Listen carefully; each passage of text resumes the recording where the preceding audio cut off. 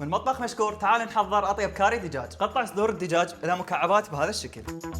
نحتاج جدره على النار، شوية زيت وخاشوق الزبدة. نذوب الزبدة، ننزل صدور الدجاج اللي قطعناها مكعبات. يتغير لونه يصير ذهبي بهذا الشكل، نشيله من النار. عندنا بصلاية نقسمها بالنص.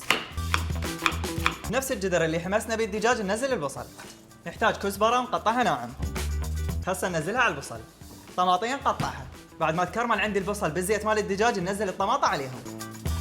بعد ما تنحمس الطماطة ننزل عليهم خاشوقة معجون. بعد ما حمسناهم وذبلوا الخضروات ننزل عليهم البهارات، كاري، كركم وكمون وكعب ماجي، زنجبيل، فلفل اسود وملح. حمسة سريعة ونشيلهم من النار ونهرسهم بالخلاط.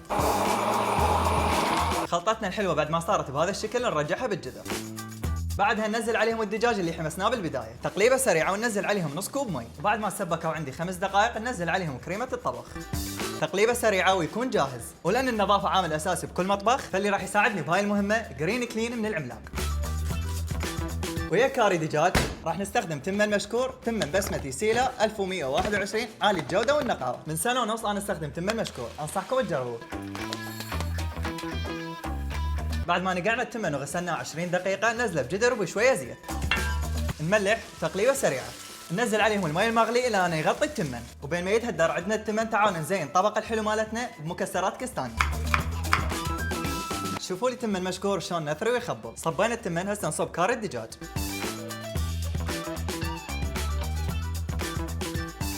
يابا خلصت وصفتنا لليوم، اتمنى عجبتكم، وهذا البرنامج كان برعاية وكالات شركة المتسوق، ورمضانكم كريم.